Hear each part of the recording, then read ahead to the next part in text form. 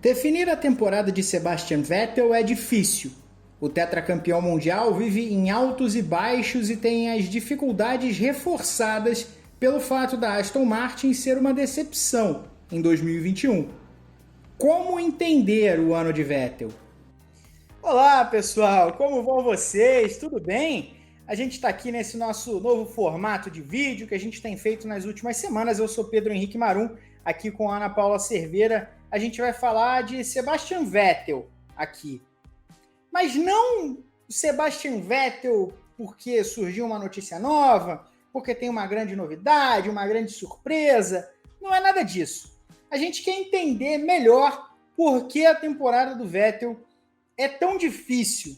E ela é tão difícil porque ela tem muitos altos e baixos, né? Ela começou muito ruim, depois ele teve um momento longo em que várias vezes tirou ali coisas desse carro da Aston Martin, andou numa sequência muito grande no fim da primeira perna da temporada, na frente do companheiro de equipe, Lance Stroll, mas agora, nesse começo de segunda perna, ele novamente mostra muita dificuldade. Isso depois de um segundo lugar, que tudo bem, foi cancelado porque ele foi excluído da corrida, mas a exclusão foi uma questão técnica, né? Não tinha exatamente a ver com o desempenho dele na Hungria. Então, podia dar a sensação de que era um momento para crescer, e não foi o que aconteceu. O que passa com Sebastian Vettel, Ana?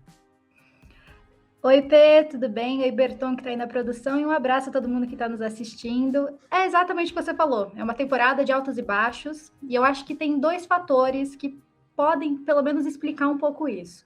Eu acho que o carro tem muito a ver com isso. O carro da Aston Martin, ele oscila muito, a GP, tem corrida que ele vai bem, tem corrida que não vai. A exemplo do GP de Monza, que a gente pensou que por ser um carro com motor Mercedes, ele iria ter um desempenho melhor, talvez, não aconteceu. Então, eu acho que o carro ele é pouco combativo também e é fruto de uma temporada também ruim. O outro fator são os erros dos pilotos. Eu sei que teve momentos aí da temporada em que tanto o Vettel quanto o Stroll, eles tiveram azares, assim, digamos, mas falando do Vettel especificamente, são muitos erros nessa temporada, né? Aquela estreia um tanto conturbada no Bahrein, depois na Áustria, em que ele se envolveu com o Alonso, na Holanda, que ele rodou sozinho, o próprio GP da Turquia, que foi o fim de semana aí mais recente da Fórmula 1, em que ele teve aquela decisão um tanto quanto ousada, mas que depois ele admitiu ser uma decisão errada mesmo, por ter trocado os pneus intermediários pelos slicks, por ter avaliado que a pista já estava boa para fazer essa troca. Então, eu acho que esses erros também culminam numa temporada bastante abaixo da Aston Martin, né? A Aston Martin no Mundial de Construtores está ali, nesse momento, longe da AlphaTauri e da Alpine, e se mantém, entre muitas aspas, tranquila, né? Mas eu acho que todos esses fatores, aliás, esses dois fatores, eles explicam mais ou menos o porquê dessa temporada da Aston Martin ser tão diferente de 2020, né, com a Racing Point, e também ser muito abaixo das expectativas também, acho que para todo mundo. A Aston Martin é a grande decepção dessa temporada, né? A gente tem falado isso, acho que de acordo para todo mundo. Agora, o Vettel, apesar dele ter essa vantagem para o Stroll nos pontos, eu estava olhando aqui os números, o Vettel tem 35 pontos contra 26 do Lance Stroll. É uma pontuação que, para 9 pontos de diferença, se a gente estiver pensando na liderança do campeonato, é muito pouco. Mas para uma equipe que não pontua muito, não é tão pouco assim. É uma distância até que considerável. Mas você acha que essa distância de pontos reflete a distância entre os dois no desempenho? Porque eu fico com a sensação de que o Stroll tem larga vantagem para o Vettel em determinados momentos desse campeonato, né? Sim, inclusive depois das férias de verão, né? O Vettel, a única corrida em que ele pontuou foi ali no GP da Bélgica, que a gente não teve uma corrida, né? Tudo bem, foi considerado uma corrida ali com os meios pontos, mas a gente não teve exatamente uma corrida. E foi o que você falou no início, o Vettel ele teve um começo difícil de adaptação. A partir ali do GP de Mônaco, ele começou a pontuar, conseguia andar à frente ali do pelotão nas corridas, e depois isso foi mudando um pouco, principalmente depois das férias de verão. Inclusive, para esse vídeo, eu estava lendo uma entrevista entrevista recente do Vettel, que ele diz que o grande problema dele, nesse momento, é aproveitar essas pequenas oportunidades. As pequenas oportunidades que ele diz é aproveitar um 8º, um 9º lugar, um 10º lugar, porque a gente vê o Vettel, principalmente depois das férias de verão, terminando ali na 12ª, 13ª, 15ª posição, não conseguindo levar o carro um pouco mais, tirar um pouco mais do carro para conseguir pontuar também um pouco mais. Então, eu acho que essa performance a mais, tentar fazer desse carro, que tem muitos problemas, claro, mas fazer desse carro um pouco mais combativo, né, com os adversários, eu acho que isso falta um pouco e eu acho que isso explica também o porquê, nesse momento, pelo menos para mim, o Stroll está na frente, embora na classificação não diga bem isso.